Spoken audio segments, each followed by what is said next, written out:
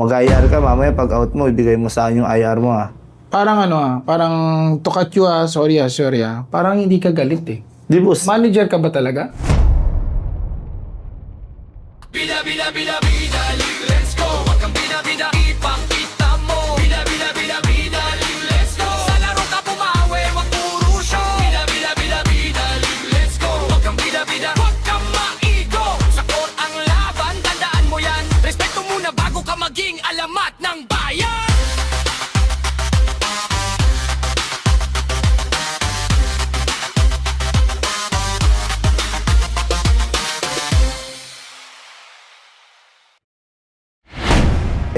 Siyempre, hindi naman Ikaw ba bilang isang manager, may higpit ka ba? Sa mga boss, may higpit ako. Paano? Pag trabaho. Paano mo siya sinasabi? Siyempre, nandun tayo sa rules. Can you reenact? Reenact na. Oh, can you reenact like for example, Kunyari, isipin mo, ilapit natin yung mannequin na yan. Pwede na rin, ilapit mo yung mannequin dito. Iharap mo lang. Itabi mo dyan sa'yo. Pwede mo yan, buhatin mo. Yan. Ayan, tabi mo sa'yo. Ito, pwede naman yun. Iharap mo sa konti. Kita pa ba yan sa camera? Ayan. Okay. Dito ka.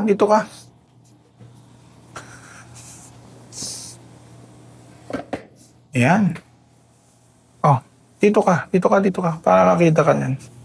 Sample Yan yung yan yung tao mo, tao mo, example mo, ito yung palpak mo mga mga crew Laging minsan nahuhulihan mo pa ng nag-uuwi ng mga pagkain na paano mo sa kakausapin na hindi siya na masyadong ma-offend or masasabi natin pwede kanya i-demanda dahil sa mga masama mo mga sinabi.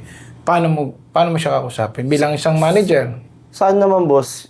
Siyempre matagal namin nagkasama. Hindi, reenact mo na. Huwag mo na isabihin sa akin, gawin mo na. Example, ito na yan. Ikaw na yung manager ngayon, okay. Nahuli kong... 1, 2, 3, go. Action. Oh, bakit ka kumakain dyan? Di mo pa time kumain Alam mo bang bawal yan? Pwede ka naman magsabi sa akin na pag gutom ka, hindi naman ako mahigpit na sa pagkain, di ba? Bakit kailangan mo pa magtago sa akin? Oh, mag-IR ka, hindi pwedeng palampasin to. Kailangan naka-record yan. Kasi pambabastos na yung ginawa mo sa akin Oo, manager mo ako, tropa tayo dito sa loob. Pero dapat, magpaalam ka sa akin.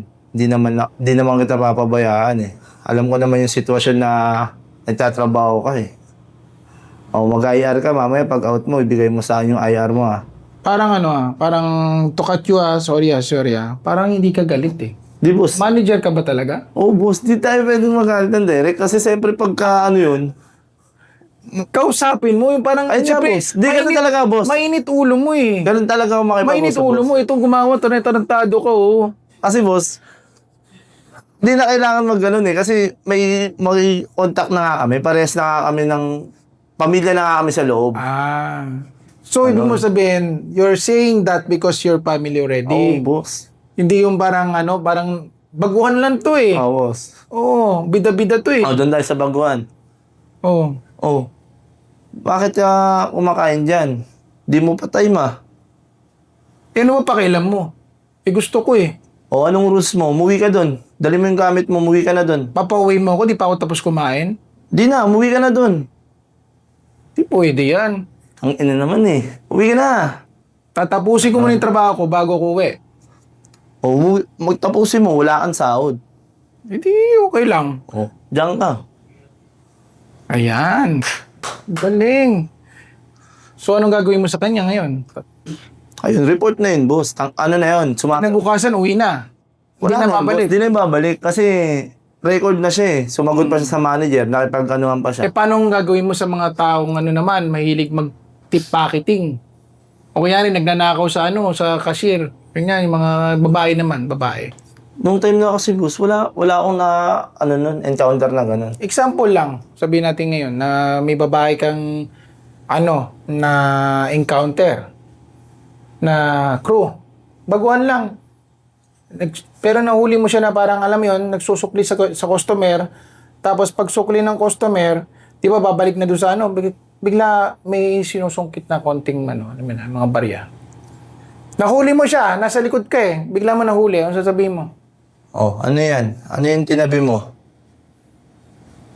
Ano na yan pera yan ng tindahan ba't yan naglalagay dyan sa bulsa? Sir, sorry po sir, kasi kipit lang po ako eh. Hindi, mag-IR ka dun.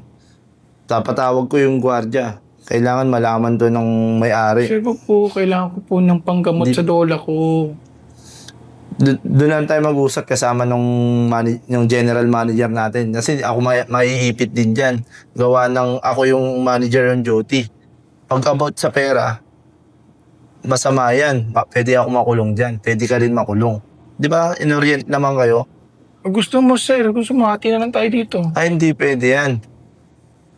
Para mo akong nilalagay sa Ito na nga. kasamaan sir. yan. Pera na, ayaw mo pa? Hindi pwede. May rules tayo. Ang pagnanakaw ay mali. Kaya ngayon, mag-IR ka, tatawagin ko lang si Chief. Kailangan may report to sa may-ari. Nice. Yan ang magaling na manager. Talagang masunurin ha. Sige, balik mo na yung ano niyan, yung maleta niyan dyan. Yung IR ka ha. Ayan. O guys, marami tayong natutunan ngayon kay Badong bilang isang manager sa McDonald's. So Badong, i-close na natin muna itong ating usapan natin. Medyo gumagabi medyo malalim na ang gabi. So meron ka bang last words for the night para at least kung meron ka ba ipopromote? Ayun, maraming salamat kay Boss Mr. Longbam sa pag-invite sa akin sa MLB Talk. At abangan niyo po kami sa NDL, Manila MLB. Subaybayan niyo po kami. Maraming salamat po. Hey guys, sa MLB, Manila MLB, magkakaroon ng tryouts yan. And of course, MLB Talk. And maraming salamat kay Adrian Badong, manager ng McDo. Napakahusay sumagot and mag-react. At least may matutunan tayo ngayon guys regarding sa mga food and quality safety ng McDonald's. And ano pa bang pwede mong i-suggest next time? Marami pa tayong pag-uusapan kasi syempre nabitin tayo, wala na tayong oras eh. So ito for the next episode, kita-kits tayo guys. This is Mr. Longbam himself. Titirahan lang kita, my man. Bida, bida, bida, bida, let's go. Wag kang bida, bida, ipang